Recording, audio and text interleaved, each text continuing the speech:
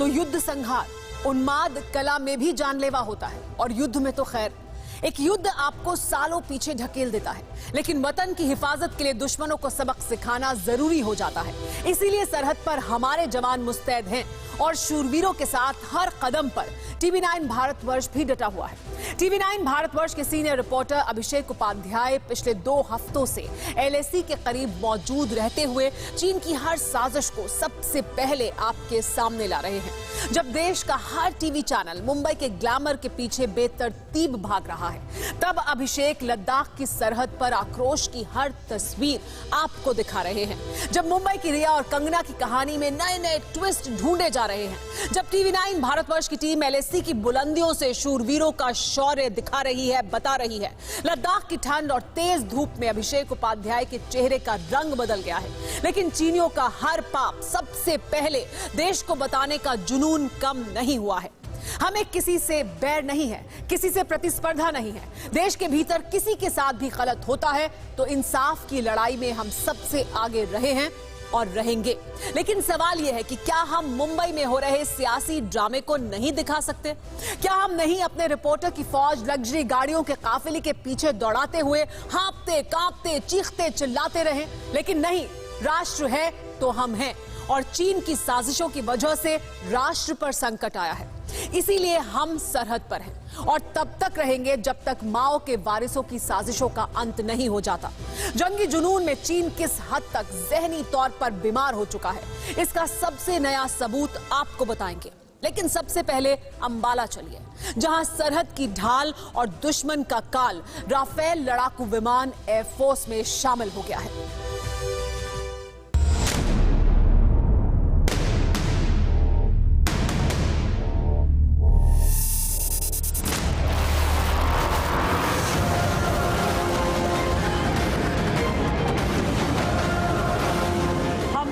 थे ना, वो जब आएगा दुश्मन का दिल दहल जाएगा। हम ही ने तो बताया था उसकी ताकत चीन और पाकिस्तान की नींद उड़ा देगी। ऐसा ही तो हुआ है। अंबाला एयरबेस से जैसे ही रफाल ने हवा में परवाज भरी, यूं लगा मानो फलक का कोना कोना पराक्रम का इतिहास लिखने को आतुर है।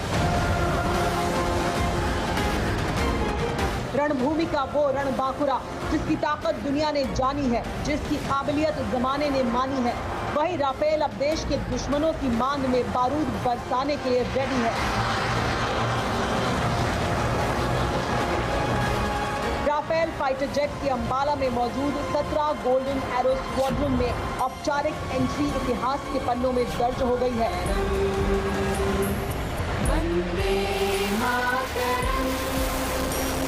आज इनका इंडक्शन पूरी दुनिया, खासकर हमारी संप्रभुता की ओर उठी निगाहों के लिए एक बड़ा और कड़ा संदेश है।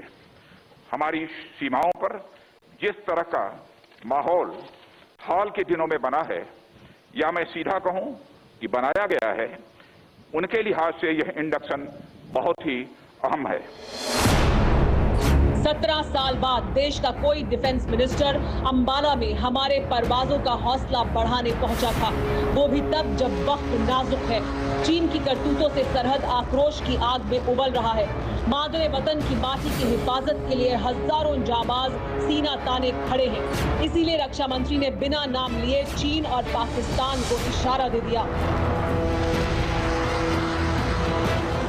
हमारे मित्र देश फ्रांस के साथ राफेल डील भारत की नेशनल सिक्योरिटी में एक गेम चेंजर है।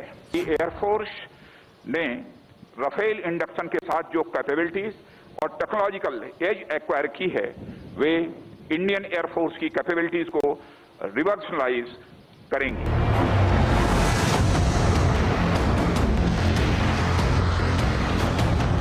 फ्रांस से 5 राफेल मिले हैं जो 29 जुलाई को अंबाला पहुंचे थे। करीब 1.5 महीने बाद 5 राफेल एयरफोर्स में शामिल हो गए हैं। यानी अब देश की हवाई ताकत कई गुना मजबूत हो चुकी है। यूं समझ लीजिए कि जमीन पर जांबाज चीनियों को सबक सिखाएंगे, उसी वक्त राफेल आसमान से बीजिंग पर बारूद बरसाएंगे। ऐसा होना ही है। जरा सी चिंगारी जिस तरह के बारूदी हालात एलएसी पर बने हुए हैं, किसी बड़ी जंग का सबब बन सकती हैं। खास तौर पर तब से जब से भारतीय जवानों ने रणनीतिक लिहाज से अहम पॉइंट्स पर कब्जा किया है। चीनी जनरलों का हलक सूखा हुआ है। चीन हर दिन अपनी सरहद की तरफ से लगातार बारूदी साजिश कर रहा है, लगातार बारूद बरसाकर दुनिया को दिखा रहा है। लेटेस्ट सबूत देखिए।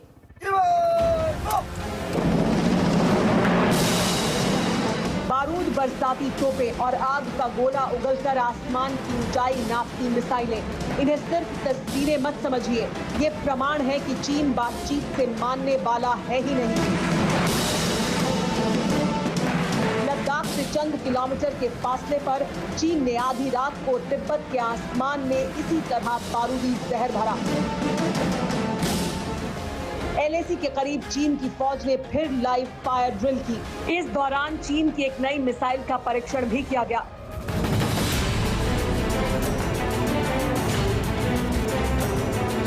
जिनपिंग का जंगी पागलपन हर हद पार कर चुका है। राफेल की उड़ान देखकर चीन बुरी तरह बौखला चुका है। एलएसी के करीब पीएलए ने फौज और हथियारों की तैनाती बेइंतहा बढ़ा दी है। जानना चाहते हैं कितनी, तो इसे ऐसे समझना होगा। एलएसी के पास चीन के करीब 50,000 जवान तैनात हैं। करीब 150 लड़ाकू विमान तैनात हैं। एयर डिफेंस, बख्तरबंद गाड़ियां, पैराट्रूपर, स्पेशल फोर्स और इन्फेंट्री को देश भर के हिस्सों से बुलाकर एलएसी के करीब लगाया गया है। 45 साल में पहली बार पीएलए के सेंट्रल थिएटर कमांड एयरफोर्स के H-6 बॉम्बर और Y-20 ट्रांसपोर्ट एयरक्राफ्ट की तैनाती की गई है।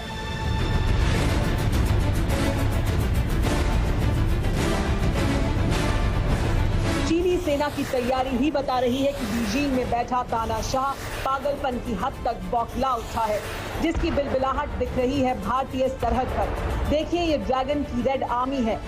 आसमानी छलांग लगाते जवान पीएलए की 75th आर्मी ग्रुप के हैं। स्पेशल पैराट्रूपर्स पीठ पर जंग का साजो सामान लाद कर कूद रहे हैं। चीनी जवानों के साथ ही एयरक्राफ्ट से बारूदी बक्से फेंके जा रहे हैं, बम गिराए जा रहे हैं, मिसाइलें बरसाई जा रही हैं। जाहिर है चीन ने जंग की पूरी तैयारी कर ली है, लेकिन बातचीत का स्वांग भी कर रहा है। इसी कड़ी में एक बार फिर ब्रिगेडियर लेवल की बातचीत हुई, जो हमेशा की तरह बेनतीजा रही। सवाल यह है कि इस तरह के हालात कब तक बने रहेंगे। तब तक जब तक चीनियों की अकल ठिकाने नहीं आती, तब तक जब तक चीनी चांडालों की चौकड़ी अपनी पुरानी जगह पर वापस नहीं जाती, जब तक चीन फिंगर 4 और फिंगर 5 से पूरी तरह नहीं हट जाता। लेकिन क्या चीन इतनी आसानी से मान जाएगा? लगता तो नहीं है। अगर ऐसा होता तो 3 महीने से हो रही बातचीत से चीनी कायरों की बुद्धि ठिकाने पर आ गई होती। बजाय पीछे जाने के चीनी हमारी जमीन पर कब्जे की नई साजिशें नहीं कर रहे होते। इसीलिए हमारे जांबाजों ने मोर्चा संभाल लिया है। सूत्रों के मुताबिक एलएसी की फॉरवर्ड लोकेशन पर ऊंची जगहों पर स्पेशल फोर्स की तैनाती की गई है। पेंगोंग झील के दोनों किनारों पर माउंटेन फॉर बटालियन मोर्चे पर तैनात है। सिंगापुर के इलाके में भी हमारे जवानों ने चीनियों से ऊंची चोटियों पर पैर जमा लिए हैं। ब्लैक टॉप इलाके से ही हमारे जांबाज तैनात हैं। टैंक बटालियन भी चीनियों पर बारूद बरसाने के लिए रेडी है। चीन की साजिशों का नया सेंटर बन चुके रेजिंगला एरिया में चीन के 30 से 40 जवान मौजूद हैं।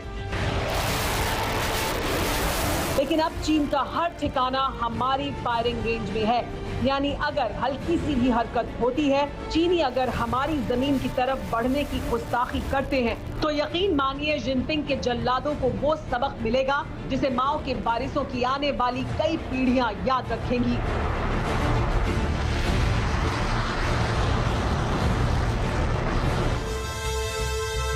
एलएसी पर जिस तरह चीनियों की आक्रामकता और साजिशें बढ़ी हैं, उससे एक बात तो साफ है कि ये सब कुछ बीजिंग से मिल रहे ऑर्डर पर ही हो रहा है।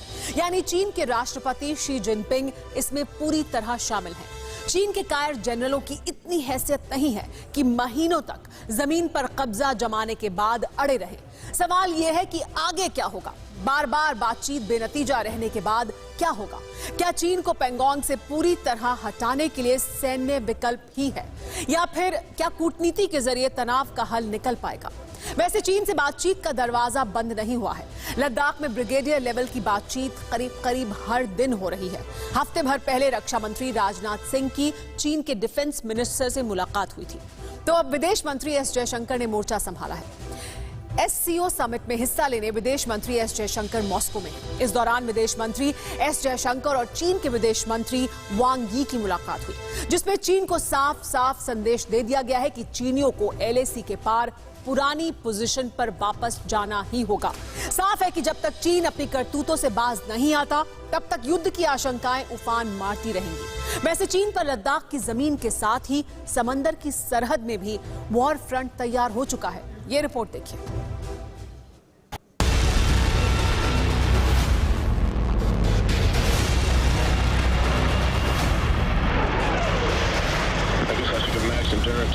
What's your estimate and RPM's 94. लड़ाकू विमानों का ये कारवां चीन की चौखट को कपा रहा है, क्योंकि चीन ढीठ हो चुका है। बार बार हर मोर्चे पर शिकस्त खाने के बाद भी ड्रैगन की संतानों को बात समझ नहीं आ रही। लगातार दूसरे दिन चीन के लड़ाकू विमानों ने ताइवान की सरहद में कदम रखा। लगातार दूसरे दिन माओ के बारिशों को साउथ चाइना सी के आसमान से दुम दबाकर भागना पड़ा।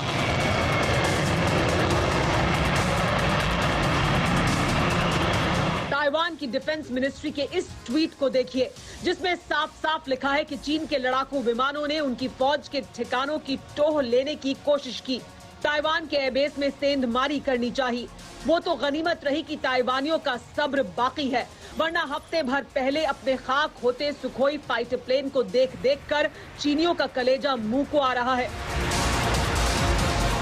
हफ्ते भर पहले ताइवान में चीन का जो फाइटर प्लेन खाक हो गया था, उसे लेकर अब एक नई जानकारी सामने आई है। जानकारी ये है कि इस प्लेन को ताइवान ने नहीं बल्कि अमेरिका ने मार गिराया था, और ये जानकारी भी चीन की तरफ से ही सामने आई है। 4 सितंबर की सुबह चीनी जेट के चिथड़े उड़े थे। आग में खाक हुआ ड्रैगन नेवी का जेट ताइवान में क्रैश हुआ था। चीनी जंगी जेट के कबाड़ होने से हड़कंप मचा। दावा किया जाने लगा कि ताइवान ने जिनपिंग का जेट गिराकर युद्ध का आगाज कर दिया, लेकिन ताइवान ने इस हमले से साफ इनकार कर दिया।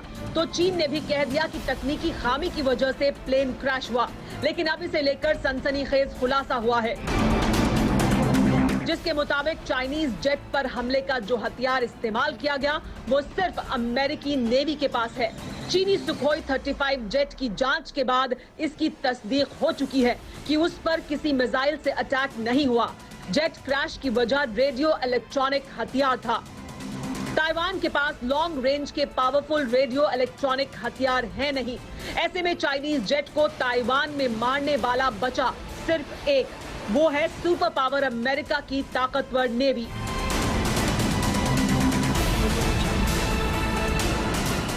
अमेरिका के जंगी बेड़े घातक लेजर हथियारों से लैस हैं। हाल ही में अमेरिका ने ब्लू बैटल ग्राउंड में अपने इन सीक्रेट हथियारों का टेस्ट भी किया था, लेकिन अब ये जानकारी भी निकलकर सामने आ रही है। जो चीन में बात हो रही है वो ये कि किस तरह से ये जानकारी मिलने के बाद कि अमेरिका ने ही चीन के फाइटर प्लेन को गिराया, जिनपिंग चुप इसलिए बैठे हैं क्योंकि वो अमेरिका से युद्ध करने से बचना चाहते हैं और बचने का रास्ता तलाश रहे हैं। जिनपिंग जानते हैं कि अमेरिका से जंग लड़ना चीन के लिए अपने पैर पर कुल्हाड़ी मारने जैसा है। अगर ऐसा होता है तो चीन की बर्बादी के साथ तबाही भी तय है, क्योंकि युद्ध चीनियों की जान ही नहीं लेगा, चीन की 4 दशक की चमक पर भी स्याह रंग पोत देगा।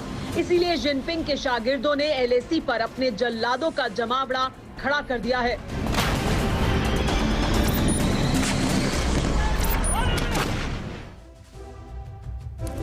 लद्दाख में कहावत है कि इस धरती पर या तो उसके सबसे अच्छे दोस्त आते हैं या सबसे खतरनाक दुश्मन। तारीख गवाह है कि देश के ललाट लद्दाख की धरती पर आजादी के बाद से दोस्त कम ही आए हैं, लेकिन दुश्मनों ने हर बार दस्तक दी है। लेकिन करीब 6 दशक पहले लद्दाख में ऐसे दोस्त भी आए जिन्हें हमने गले लगाया, तो उन्होंने देश के लिए जान की बाजी लगाने में देर भी नहीं की। हम बात चीन के जुल्मों से तंग होकर आए तिब्बतियों की कर रहे हैं। इन्हीं में स्पेशल फ्रंटियर फोर्स के कमांडो नाइमा तेंजिन भी थे, जो 29-30 अगस्त की दरमियानी रात ब्लैक टॉप पर कब्जे के बाद पेंगोंग झील के दक्षिणी किनारे पर पुरानी माइन पर पैर रखने के दौरान शहीद हो गए थे। उनकी जांबाजी से ही चीनी सैनिकों को भागने पर मजबूर होना पड़ा था। तेंजिन की तरह हमारे देश में रह रहे हजारों तिब्बती हैं, जो चीनियों को सबक सिखाने के लिए देश की सरहदों पर तैनात हैं। तेंजिन जैसे जांबाजों के शौर्य से ही चीनियों का दम निकला जा रहा है। इसीलिए जिनपिंग ने क्या नई चाल चली है, इस रिपोर्ट में देखिए।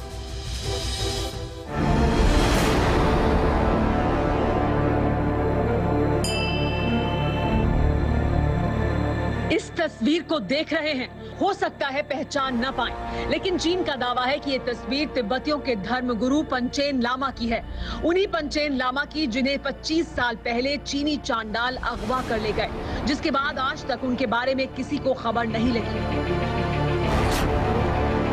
लेकिन 25 साल में पहली बार चीन ने ये तस्वीर जारी कर दी और दावा ये कर दिया कि यही पंचेन लामा है।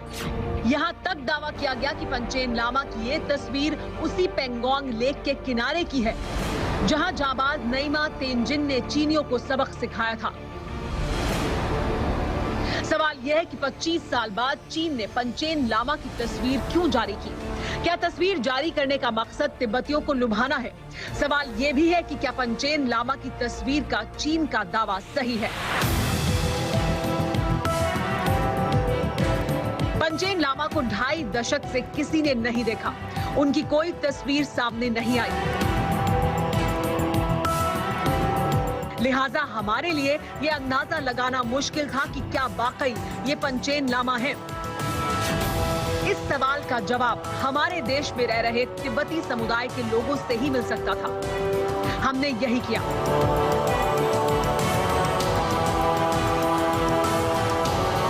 और दिल्ली में तिब्बती शरणार्थियों की कॉलोनी में पहुंचे, फोटो दिखाई, पूछा कि क्या ये तस्वीर वाकई पंचेन लामा की है। जवाब सुनिए।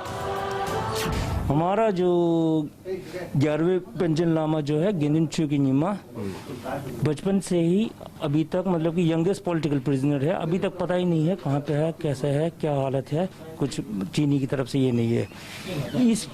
ये पंचेन लामा को हम मतलब कि ये नहीं है, हमारे तरफ से ये नहीं है, जो टिबेटन की तरफ से इनको मानते नहीं है।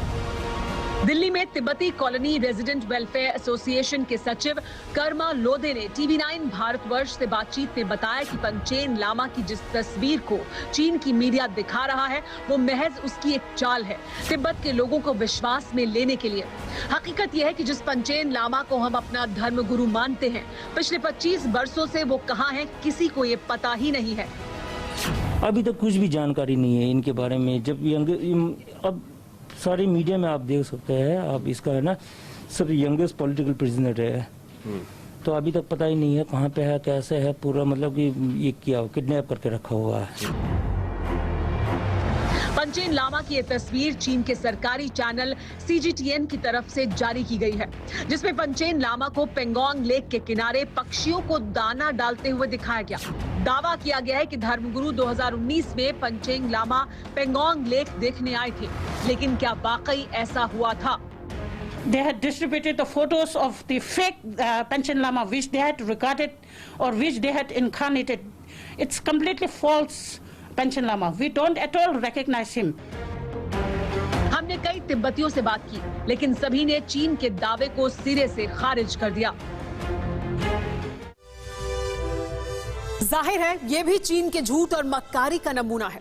LAC पर चीन की साजिशों के सिरे चढ़ने के बाद से तिब्बत में भी चीन के खिलाफ बगावत होने लगी है। चीन को एहसास होने लगा है कि अक्साई चीन और तिब्बत भी हाथ से निकलने वाला है, इसीलिए इस तरह का प्रोपेगेंडा चला रहा है। पंचेन लामा के साथ क्या हुआ था, ये जानना भी जरूरी है।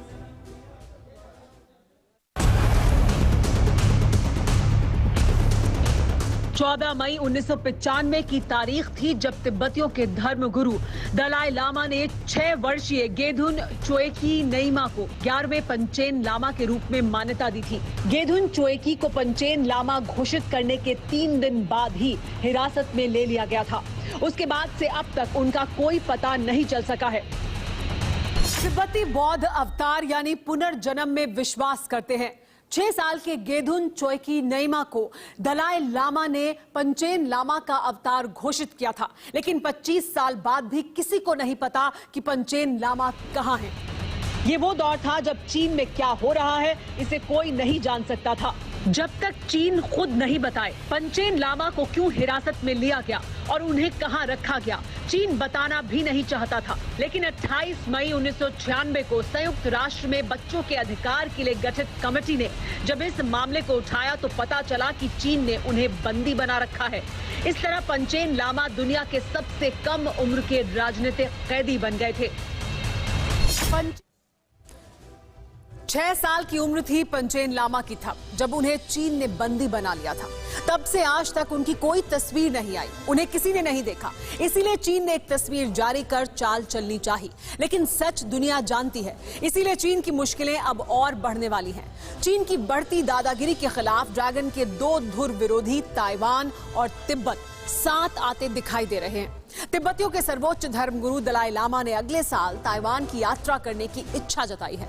दलाई लामा ने कहा है कि वो वर्ष 2021 में ताइवान की यात्रा कर सकते हैं। ताइवान ने भी कहा है कि दलाई लामा जब आना चाहें उनका स्वागत है।